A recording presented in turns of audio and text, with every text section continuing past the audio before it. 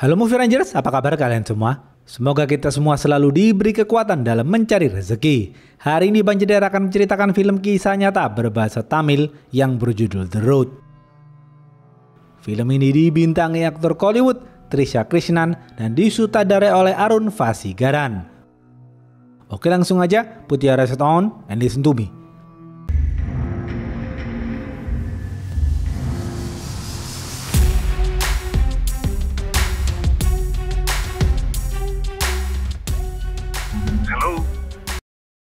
Pemeran-pemeran film ini antara lain Mira adalah ibu rumah tangga, Uma adalah sahabat Mira, Maya adalah seorang dosen, Priya adalah mahasiswi. Suatu malam di jalan ring road yang sepi, sepasang suami istri bernama Vijay dan Nisa mengendarai mobilnya. Mereka berdua akan menghadiri acara lamaran adik Vijay besok siang. Mereka berdua membawa perhiasan emas yang akan diberikan kepada adik Vijay sebagai seserahan. Namun tiba-tiba di tengah jalan ban mobil Vijay bocor. Vijay menepi dan berhenti di bengkel terdekat di pinggir jalan. Ketika sang montir sedang membetulkan mobil Vijay, Vijay dan Nisa membicarakan tentang emas yang mereka bawa. Omongan itu didengar oleh sang montir. Setelah ban mobilnya diganti, Vijay dan Nisa melanjutkan perjalanan. Sang montir menelpon temannya dan memberitahu warna mobil dan plat nomor mobil Vijay. Di tengah perjalanan, mobil Vijay macet. Vijay menepi dan membuka kap mesin mobilnya. Vijay bingung harus bagaimana. Vijay dan Nisa kemudian berdiam diri di dalam mobil. Tiba-tiba, sepasang suami istri menawarkan bantuan kepada Vijay dan Nisa. Vijay dan Nisa menerima bantuan itu. Sang suami mengantar Vijay berjalan kaki ke rumah seorang montir terdekat. Sedangkan sang istri masuk ke dalam mobil Vijay dan menjaga Nisa. Beberapa menit setelah berjalan, Vijay merasa ada yang tidak beres. Vijay menolak diajak ke rumah sang montir. Vijay lalu kembali ke mobil. Tapi ternyata mobil Vijay sudah menghilang. Tak lama kemudian, Vijay dan Nisa dibunuh dan mobil mereka ditabrakkan ke pembatas jalan.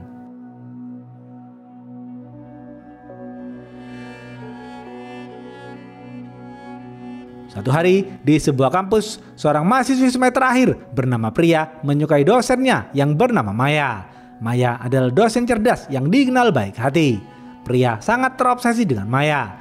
Priya selalu menatap Maya dengan pandangan yang tidak sopan. Maya tidak suka atas sikap Priya itu. Setelah mengajar, Maya kembali pulang ke rumahnya.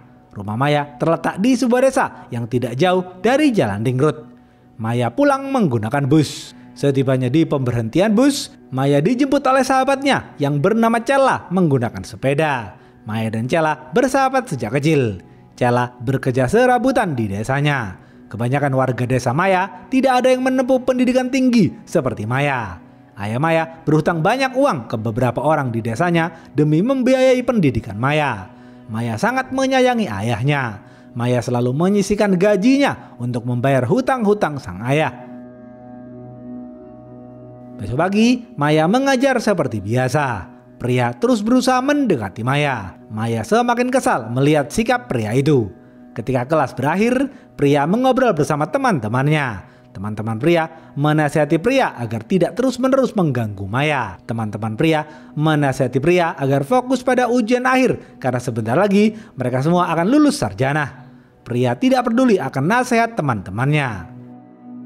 Beberapa hari kemudian, ujian akhir dilaksanakan. Di tengah ujian, Priya melihat Maya berjalan ke perpus. Priya berpura-pura izin ke kamar mandi. Petugas ujian mengizinkan Priya. Priya kemudian masuk ke dalam perpus untuk menyusul Maya. Priya menyuap penjaga perpus dan menyuruhnya untuk mengunci perpus dari luar. Petugas perpus patuh kepada Priya. Di dalam perpus, Priya menyatakan cintanya yang kesekian kalinya kepada Maya. Namun lagi-lagi Maya menolak. Priya mulai bersikap tidak sopan kepada Maya. Maya jengkel dan keluar perpus, tapi ternyata Maya tidak bisa keluar karena perpusnya dikunci dari luar. Priya terus bersikap tidak sopan kepada Maya. Maya marah dan membentak Priya. Maya berteriak kepada orang-orang yang lewat di depan perpus agar membuka pintu perpus. Para dosen yang kebetulan lewat membuka perpus itu. Mereka kaget melihat Maya dan Priya berduaan di dalam perpus. Maya kemudian kembali pulang ke rumahnya, sedangkan Priya menangis dan menyebarkan kebohongan. Priya mengatakan Maya telah berbuat tidak sopan kepadanya. Semua orang percaya dengan fitnah itu. Besok pagi, para petinggi kampus membicarakan masalah ini. Para petinggi kampus kemudian memanggil Maya dan Pria. Pria mengatakan Maya telah berbuat tidak sopan kepada dirinya. Para petinggi kampus percaya dengan kebohongan itu. Para petinggi kampus kemudian memecat Maya secara tidak terhormat. Maya hanya terdiam membisu. Maya lalu keluar ruangan. Para mahasiswa melempar Maya dengan kertas. Mereka percaya dengan fitnah itu. Maya kemudian ditahan di kantor polisi. Ayah Maya dan Cella datang membayar uang jaminan dan membebaskan Maya. Ayah Maya dan Cella kemudian berjalan kaki pulang. Di tengah perjalanan, Maya menangis dan berteriak. Maya mengatakan kepada ayahnya, ia tidak berbuat apa-apa. Sang ayah dan Cella percaya kepada Maya. Sang ayah dan Cella kasihan melihat Maya. Gosip mengenai Maya menyebar cepat di desa Maya. Malam hari, Maya berjalan sendiri untuk menenangkan diri. Warga desa membicarakan Maya dari belakang. Para emak-emak di desa menjuluki Maya dengan perkataan yang tidak sopan. Maya kemudian berdiam diri sembari berdoa di kuil. Selama berhari-hari, Maya berada di kuil dan tidak makan. Ayah Maya dan Cella mengirim makanan untuk Maya. Ayah Maya menyuruh Maya kembali pulang. Maya pun patuh dan menurut saja.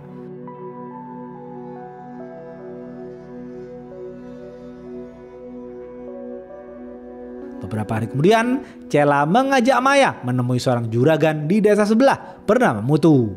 Mutu dekat dengan keluarga Bupati. Mutu akan meminta tolong Bupati untuk memberikan pekerjaan kepada Maya di universitas lain. Namun, Maya harus membayar uang 50 juta rupiah kepada Bupati. Maya tidak suka dengan cara seperti itu. Namun Maya tidak punya pilihan. Maya berusaha mencari hutangan sebesar 50 juta rupiah. Besok pagi, beberapa orang di desa terus berdatangan ke rumah Maya untuk menagih hutang ayah Maya. Mereka mendesak ayah Maya agar melunasi hutang-hutangnya. Mereka juga menyalahkan Maya karena semua uang itu digunakan untuk membiayai kuliah Maya dahulu. Maya berjanji akan mencicil lagi hutang-hutang sang ayah jika Maya sudah mendapatkan pekerjaan lagi. Warga desa mengolok-olok Maya dan menuduh Maya sebagai dosen yang tidak berguna. Cella marah kepada warga desa. Mereka semua terlibat adu mulut.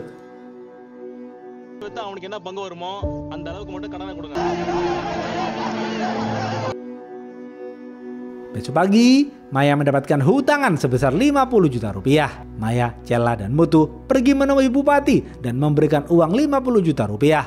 Bupati berjanji akan memasukkan Maya di universitas lain. Maya, Cella, dan Mutu kemudian kembali pulang. Sembari menunggu kabar dari Bupati, Maya membaca buku-buku untuk memperdalam ilmunya. Beberapa hari kemudian, Maya mendapatkan informasi. Bupati tewas karena kecelakaan mobil. Maya sedih mendengar hal itu. Akibatnya, Maya tidak bisa mendapatkan pekerjaan di universitas. Sementara warga desa terus-menerus menagih hutang kepada ayah Maya. Maya bingung harus bagaimana. Karena tak sanggup membayar hutang, ayah Maya melakukan bundir. Maya sedih dan menangis ketika mengkremasi jenazah sang ayah. Rumah ayah Maya dibeli paksa oleh seseorang dan Maya diusir dari rumahnya. Maya lalu tinggal di rumah Cella. Ayah Cella menerima Maya dengan senang hati. Beberapa hari sudah Maya tidak makan dan minum. Maya hanya merenung dan menangis di atas bukit. Cella dan ayahnya sedih melihat Maya. Orang-orang masih terus mencari Maya untuk menagih hutang ayah Maya. Karena tak bisa membayar hutang sang ayah, Maya berhenti di tengah jalan agar ditabrak truk. Maya berniat melakukan bundir.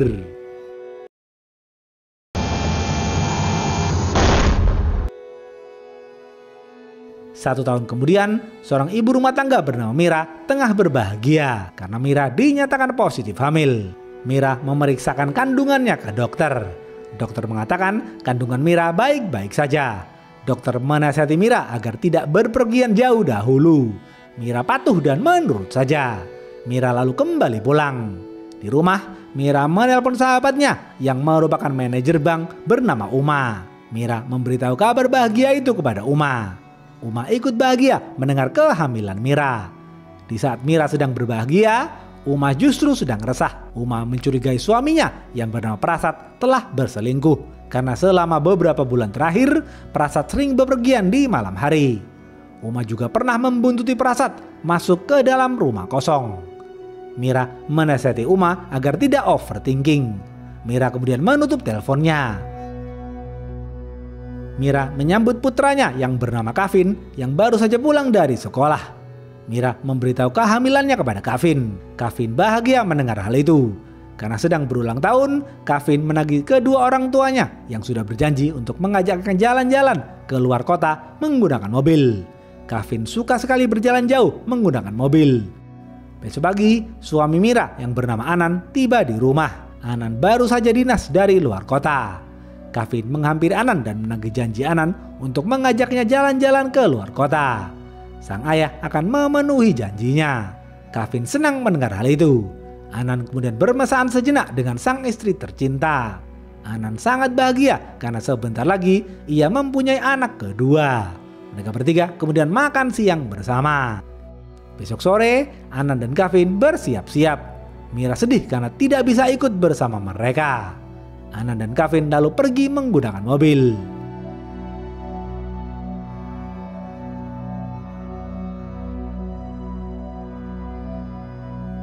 Malam hari, seorang pengacara bernama Daran sedang berdiskusi dengan para stafnya. Daran baru saja memenangkan kasus kliennya. Setelah persidangan selesai, mereka semua kembali pulang. Daran pulang menggunakan mobil melewati jalan ring road yang sepi. Di tengah perjalanan, Daran menelpon putranya yang bernama Sundar. Di saat yang bersamaan, dari berlawanan arah, Anan dan Kavin juga melewati jalan ring road yang sepi. Kavin merindukan sang ibu. Kavin mengirim voice note kepada sang ibu. Tiba-tiba, mobil Daran dipepet oleh dua pengendara motor. Ban mobil Daran kemudian kempes dan oleng. Mobil Daran keluar jalur dan menabrak mobil Anan.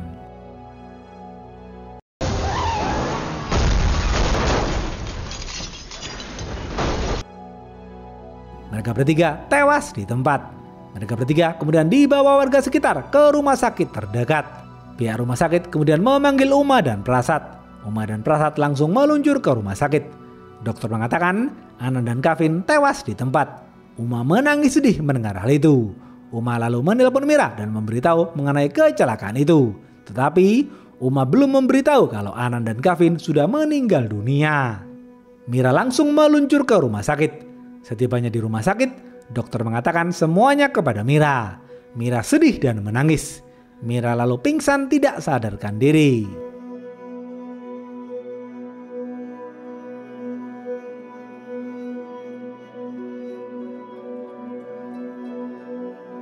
Mira langsung ditangani oleh sang dokter. Setelah beberapa jam ditangani, kandungan Mira tidak bisa diselamatkan. 2 minggu setelah dirawat di rumah sakit, Mira akhirnya sadarkan diri. Mira menangis sedih dan baru sadar bayi yang ada di perutnya tidak bisa diselamatkan. Untuk sementara waktu, Mira akan tinggal bersama Uma. Setibanya di rumah Uma, Mira beristirahat tidur. Namun Mira bermimpi buruk karena terus memikirkan suami dan putra tercintanya. Mira terus menangisi kepergian mereka berdua. Uma terus berada di sisi Mira untuk menenangkan Mira.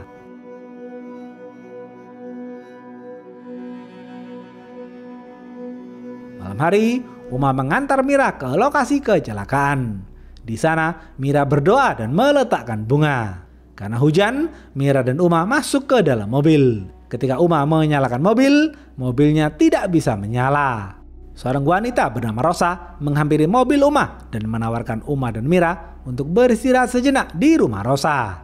Uma dan Mira bersedia. Setibanya di rumah Rosa, Rosa memberikan handuk kepada Uma dan Mira.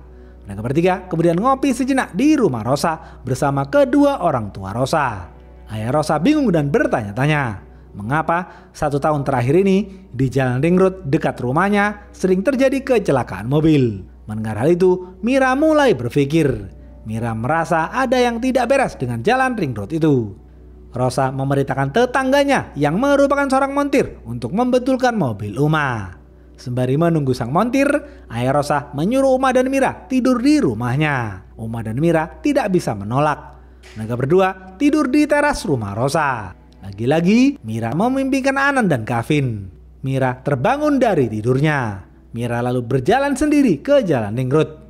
Di saat yang bersamaan, seorang pria bernama Anbu menggunakan mobil merah berhenti di pom bensin. Anbu mengisi bensin mobilnya. Di dalam mobil, Anbu menelpon temannya dan membicarakan tentang pengiriman emas.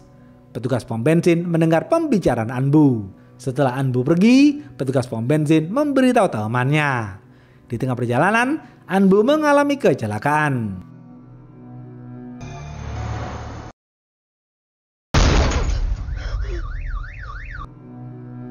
Mira yang tidak berada jauh dari sana mendengar kecelakaan Anbu. Mira berjalan menghampiri Anbu. Mira mencari pertolongan dan berlari ke arah rumah penduduk. Namun Mira berubah pikiran. Mira kembali lagi ke mobil Anbu, tapi ternyata mobil Anbu sudah menghilang. Mira bingung harus bagaimana. Mira berjalan ke arah pepohonan dan melihat sekeliling.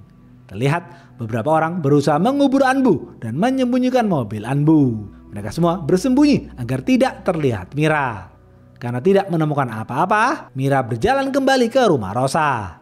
Di tengah perjalanan, Rosa dan Uma melihat Mira. Mira menceritakan kecelakaan itu kepada Rosa dan Uma. Mereka bertiga kemudian pergi ke kantor polisi terdekat. Mereka bertiga menemui polisi Balul bernama Murti. Mira menceritakan kecelakaan itu kepada Murti. Namun Murti sulit percaya sebuah mobil bisa menghilang begitu saja. Murti dan bawahannya yang merupakan polisi baik hati bernama Subramani pergi ke lokasi kecelakaan.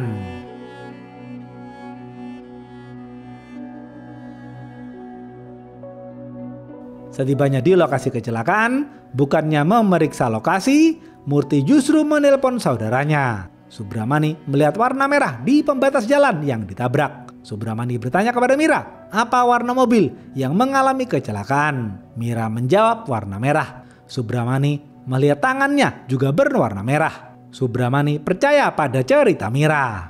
Uma dan Mira kemudian kembali pulang. Pagi hari, ketua geng bernama Mangga sedang menyidang anak buahnya yang melakukan kesalahan. Selama ini, Mangga dan para anak buahnya yang membuat kecelakaan di Jalan Ningrut. Tujuan mereka adalah merampok barang berharga yang ada di dalam mobil korban.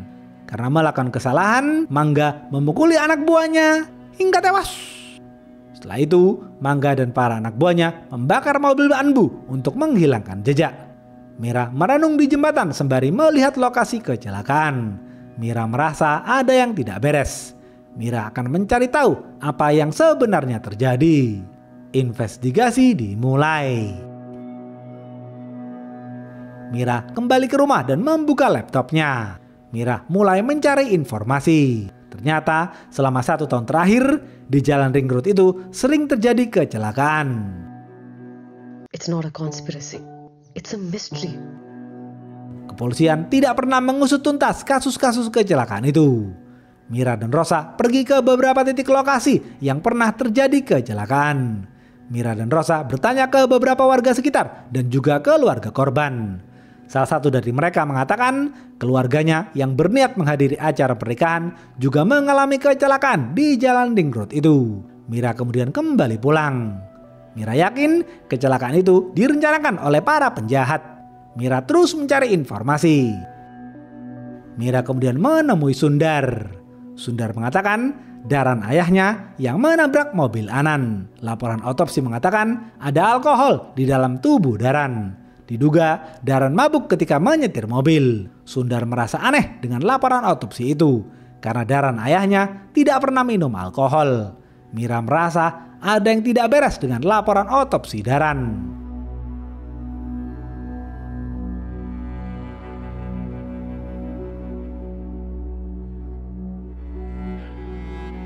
Sembari lari pagi, Mira terus memikirkan kasus ini. Subramani memberitahu Mira, seorang dokter bernama Gopal yang menulis laporan otopsi Daran. Mira dan Subramani langsung menemui Gopal. Gopal mengatakan ia mengenal Daran dengan baik. Daran tidak pernah minum alkohol. Namun ketika Gopal melakukan otopsi, di dalam tubuh Daran memang terdapat alkohol. Gopal mengatakan kemungkinan ada seseorang yang sengaja menyuntikkan alkohol ke dalam tubuh Daran sebelum tubuh Daran diotopsi. Mira kemudian menemui tim forensik yang memeriksa mobil Daran. Tim forensik memberikan barang bukti jebakan ban mobil kepada Mira. Mira yakin Daran tidak kecelakaan. Mobil Daran diberi jebakan agar Daran mengalami kecelakaan. Subramani juga memberitahu Mira pria bernama Anbu dinyatakan menghilang. Subramani menunjukkan foto Anbu kepada Mira. Mira mengatakan pria itulah yang ia lihat di lokasi kecelakaan. Mira dan Subramani terus mencari informasi. Mira dan Subramani pergi menemui petugas kamar mayat bernama Ponu. Mereka berdua mengikuti Ponu dari belakang. Ponu menunjukkan gelagat yang mencurigakan. Ponu berusaha melarikan diri. Namun Mira dan Subramani berhasil menangkap Ponu. Mira dan Subramani menginterogasi Ponu dengan keras.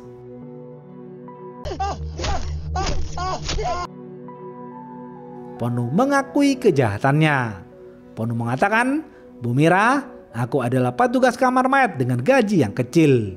Istriku menuntutku agar aku mencari uang yang lebih banyak. Suatu hari, seorang pria menelponku menggunakan private number. Aku tidak kenal dengan pria itu. Pria itu menyuruhku untuk menyuntikkan alkohol ke dalam tubuh Daran. Aku patuh dan menurut saja. Setelah melakukan tugas itu, pria itu mengirim uang ke nomor rekening bankku. Dengan upah itu, aku bisa membelikan istriku perhiasan." Mira mengecek nomor rekening pengirimnya atas nama Ragu. Mira dan Subramani pergi menemui Ragu. Ternyata Ragu adalah seorang petani miskin yang tidak pernah membuat nomor rekening bank. Ragu memberitahu Mira dan Subramani ada seorang pria bernama Baskar yang menyuruh beberapa petani di desa untuk melengkapi dokumen-dokumen. Mira dan Subramani kemudian menemui Baskar. Terlihat Baskar sedang mengumpulkan data-data petani. Data-data itu digunakan untuk membuat akun bank. Melihat kedatangan Subramani, Baskar mencoba kabur melarikan diri. Namun Mira dan Subramani berhasil menangkap Baskar. Mereka berdua membawa Baskar ke rumah Baskar. Terlihat di rumah Baskar terdapat banyak handphone.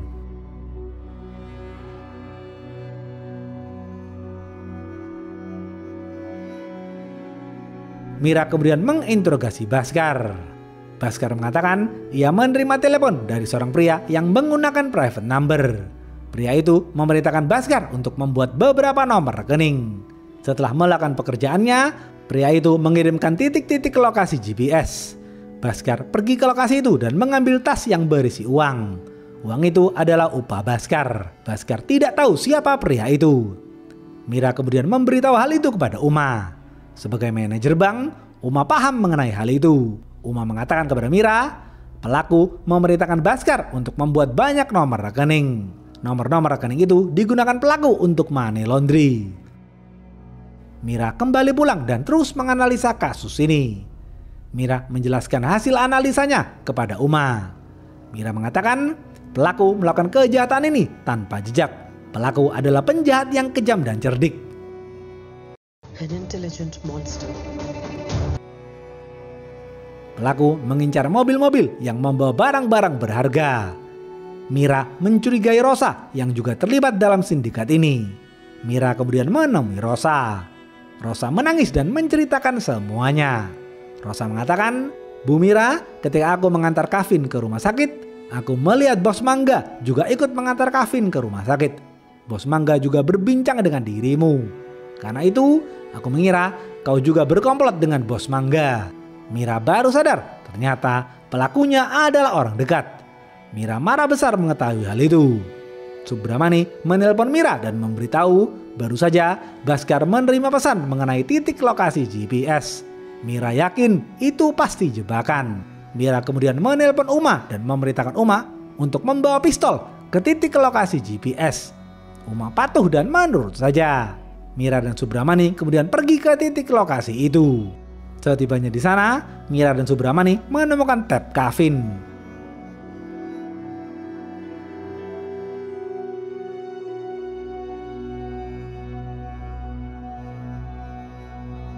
Mira membuka tab Kavin dan menangis terseduh-seduh. Tiba-tiba dari belakang, Mangga memukul Mira dan Subramani hingga pingsan. Mereka berdua diikat di batu. Tak lama kemudian, Mira dan Subramani sadarkan diri. Mereka berdua dikelilingi oleh Mangga dan para anak buahnya.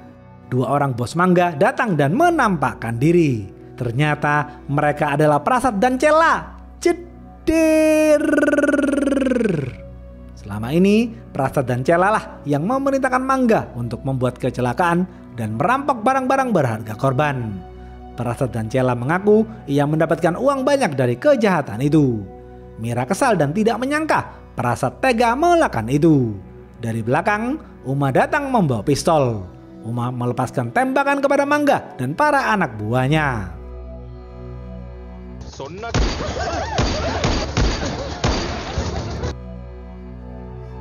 Prasad, Cella, Mangga, dan para anak buahnya kabur menyelamatkan diri.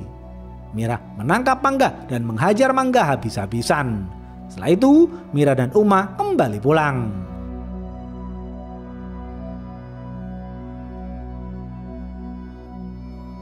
Mira terus mencari informasi mengenai Cella dan orang-orang terdekat Cella. Barulah di sini diceritakan alasan mengapa Prasad dan Cella melakukan kejahatan itu. 1 tahun yang lalu, ketika Maya berniat melakukan bundir, truk yang hampir menabrak Maya justru oleng dan menabrak mobil lain. Supir truk itu panik dan kabur melarikan diri. Maya kaget melihat kecelakaan itu. Maya berusaha menolong ketiga korban yang ada di dalam mobil. Namun, ketiga korban itu sudah meninggal dunia. Maya bingung harus bagaimana. Maya justru merampok uang dan emas yang dibawa korban. Maya kemudian bersembunyi di tempat sepi dan menangis. Cella menemui Maya dan melihat Maya menangis. Cella bertanya kepada Maya apa yang terjadi. Maya mengaku ia telah berbuat dosa dengan merampok korban kecelakaan. Maya ingin memberikan uang itu kepada polisi, namun Cella melarang. Cella mengajak Maya untuk memulai hidup baru dengan uang dan emas itu. Cella mengatakan dengan uang itu harga diri Maya yang sudah dipermalukan oleh warga desa bisa terangkat kembali. Maya setuju dengan Cella. Besok pagi, Maya dan Cella berdiri di hadapan warga desa. Cella mengatakan, siapapun yang ingin hutangnya dibayar lunas oleh Maya, mereka harus menyentuh kaki Maya dahulu. Akhirnya, warga desa menyentuh kaki Maya. Cella kemudian memberi uang kepada warga desa dan membayar lunas semua hutang ayah Maya. Setelah itu, Maya dan Cella merayakan kemenangannya. Maya dan Cella lalu melanjutkan aksinya. Malam hari, Maya dan Cella membuat jebakan agar mobil-mobil yang lewat mengalami kecelakaan. Dengan begitu, Maya dan Cella bisa merampok barang-barang berharga di dalam mobil korban. Dari hasil kejahatan itu, Maya dan Cella mendapatkan uang yang banyak. Maya membeli lagi rumah ayahnya. Maya kemudian berpikir sejenak. Maya menganggap kejahatan yang sudah ia lakukan itu adalah sebuah bisnis. Maya menganalisa bisnisnya. Maya ingin melakukan ekspansi. Maya kemudian membeli rumah mewah di dekat kota. Rumah mewah itu memiliki halaman yang luas dan juga kolam renang. Maya dan Cella bersenang-senang sejenak. Setelah itu, mereka berdua menyusun rencana selanjutnya. Maya mengatakan ia akan membuat tim yang bertugas melakukan operasi di lapangan. Tugas mereka membuat kecelakaan dan melakukan perampokan. Maya akan mengirim uang dengan memberikan titik lokasi GPS. Dengan begitu, Maya dan Cella tidak perlu lagi turun ke jalan. Maya dan Cella menunjuk kenalan Maya yang tidak lain adalah Prasad untuk mengatur operasi di lapangan. Setelah menyusun semuanya, Maya dan Cella menemui Mangga dan para anak buahnya. Mangga bersedia bekerja sama dengan Maya.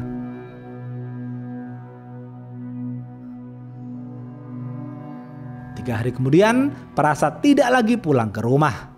Mira dan Uma melanjutkan investigasinya. Mira dan Uma pergi ke rumah kosong yang sering didatangi Prasad. Terlihat Prasad keluar dari rumah kosong itu. Mira dan Uma menyelinap masuk ke rumah kosong itu.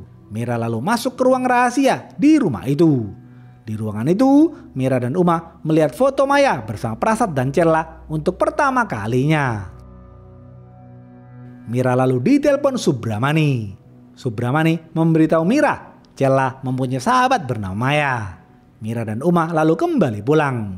Mira terus mencari tahu tentang masa lalu Maya. Mira mendapatkan informasi seorang wanita yang dahulu kenal dengan Maya sekarang menjadi istri kedua seorang pengusaha emas bernama Chandran. Daran adalah pengacara Chandran. Istri kedua Chandran merupakan penyelundup emas. Chandran dan istri keduanya selalu bekerja sama dalam menyelundupkan emas. Sekarang Mira akan bekerja sama dengan Chandran. Di saat yang bersamaan, Maya makan bersama Cella dan Prasad. Mereka bertiga membicarakan rencana mereka selanjutnya yang mengincar Chandran.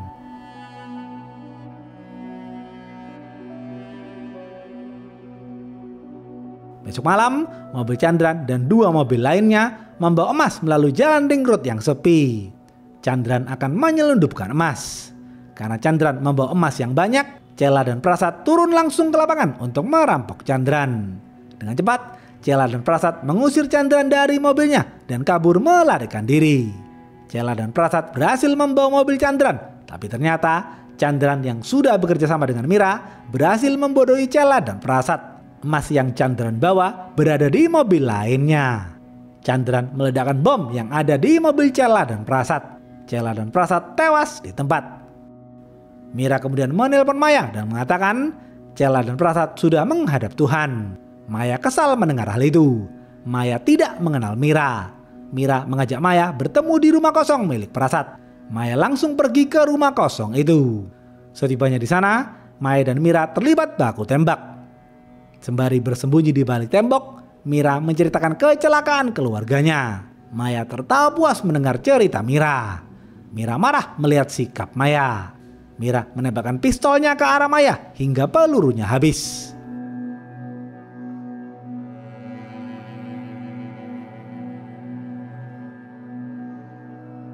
Maya berjalan menghampiri Mira dan menghajar Mira. Mira terbujur lemas di lantai. Maya mengatakan, Mira, di dunia ini hanya uang yang membuat kita bisa dihormati. Maya kemudian mengelus emas-emas hasil rampokannya. Mira lalu berdiri dan menceritakan tentang pria. Maya kesal mendengar nama pria. Dari belakang, seorang wanita yang disekap Mira memanggil Maya. Maya melihat wanita itu dan ternyata dia adalah pria. Sontak, Maya teringat akan masa lalunya dahulu.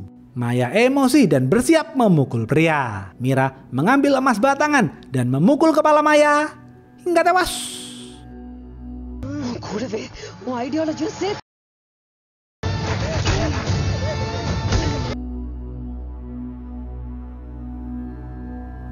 Habis. Apa pesan dari film ini? Serakah adalah sifat yang tidak pernah merasa puas. Serakah adalah sifat tercela yang harus kita hindari. Lawan dari sifat serakah adalah bersyukur. Karena itu, jauhilah sifat serakah dan perbanyaklah bersyukur. Semoga kita semua selalu bersyukur dan dijauhkan dari sifat serakah. Oke, segitu aja video kali ini. Stay watching and see you.